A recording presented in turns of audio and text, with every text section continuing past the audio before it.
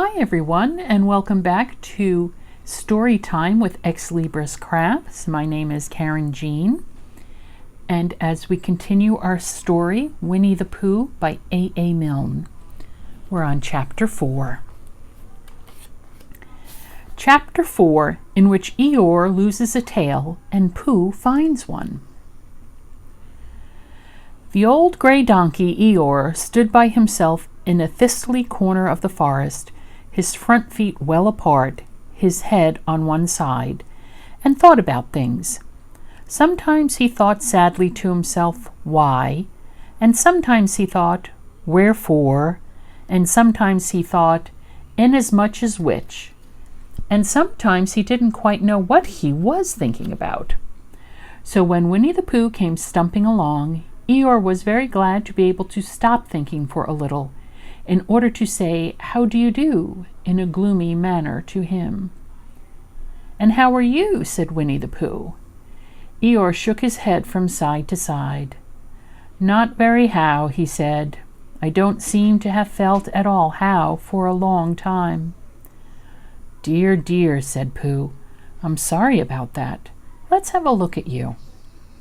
So Eeyore stood there, gazing sadly at the ground, and Winnie the Pooh walked all around him once. "Why, what's happened to your tail?" he said in surprise. "What has happened to it?" said Eeyore. "It isn't there." "Are you sure?" "Well, either a tail is there or it isn't there. You can't make a mistake about it, and yours isn't there." "Then what is?" "Nothing." "Let's have a look," said Eeyore, and he turned slowly round to a place where his tail had been a little while ago, and then, finding that he couldn't catch it up, he turned round the other way until he came back to where he was at first, and then he put his head down and looked between his front legs, and at last he said, with a long, sad sigh, "I believe you're right." "Of course I'm right," said Pooh. "That accounts for a good deal," said Eeyore gloomily. "It explains everything. No wonder." "You must have left it somewhere," said Winnie the Pooh. "Somebody must have taken it," said Eeyore. "How like them," he added after a long silence. Pooh felt that he ought to say something helpful about it, but didn't quite know what. So he decided to do something helpful instead. "Eeyore," he said solemnly, "I, Winnie the Pooh, will find your tail for you." "Thank you, Pooh," answered Eeyore. "You're a real friend," he said.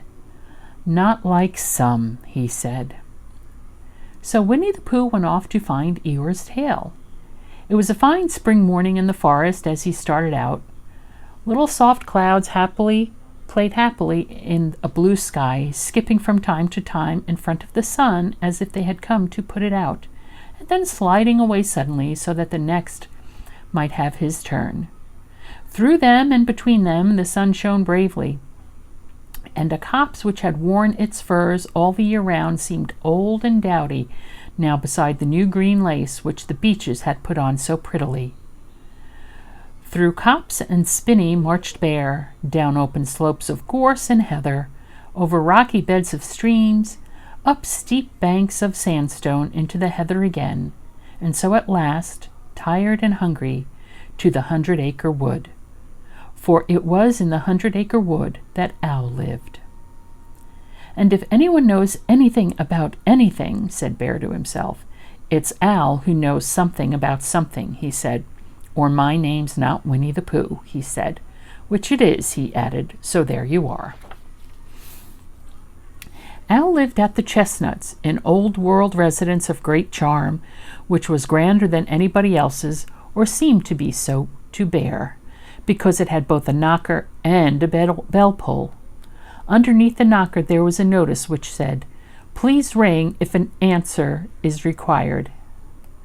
Underneath the bell pull there was a notice which said, "Please knock if an answer is not required." These notices had been written by Christopher Robin, who was the only one in the forest who could spell, for Owl, wise though he was in many ways, able to read and write and spell his own name, W-O-L, yet somehow went all to pieces over delicate words like measles and buttered toast.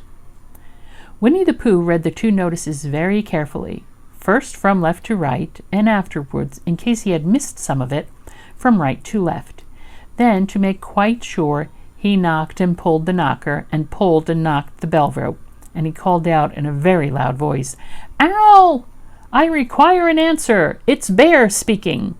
And the door opened, and Owl looked out. "Hello, Pooh," he said. "How's things?" "Terrible and sad," said Pooh, "because Eeyore, who is a friend of mine, has lost his tail, and he's moping about it. So could you very kindly tell me how to find it for him?" "Well," said Owl, "the customary procedure in such cases is as follows." "What does crustamony proceed cake mean?" said Pooh, "for I am a bear of very little brain, and long words bother me." "It means the thing to do." "As long as it means that, I don't mind," said Pooh humbly. "The thing to do is as follows. First, issue a reward, then—" "Just a moment," said Pooh, holding up his paw. "What do we do to this— what were you saying? You sneezed just as you were going to tell me." "I didn't sneeze." "Yes, you did, Owl." "Excuse me, Pooh, I didn't. You can't sneeze without knowing it." "Well, you can't know it without something having been sneezed." "What I said was, first issue a reward." "You're doing it again," said Pooh sadly. "A reward," said Owl very loudly. "We write a notice to say that we will give a large something to anybody who finds Eeyore's tail." I see," said Pooh, nodding his head. "Talking about large somethings," he went on dreamily, "I generally have a small something about this time in the morning." And he looked wistfully at the cupboard in the corner of Owl's parlor. "Just a mouthful of condensed milk or what not, with perhaps a lick of honey." "Well then," said Owl, "we write out this notice, and we put it up all over the forest." "A lick of honey," murmured Bear to himself, or not, as the case may be. And he gave a deep sigh and tried very hard to listen to what Owl was saying. But Owl went on, using longer and longer words, until at last he came back to where he started, and he explained that the person to write out this notice was Christopher Robin. "It was he who wrote the ones on my front door for me. Did you see them, Pooh?" For some time now, Pooh had been saying yes and no in turn, with his eyes shut, to all that Owl was saying, and having said yes last time, he said no, not at all now, without really knowing what Owl was talking about. "Didn't you see them?" said Owl, a little surprised. "Come and look at them now."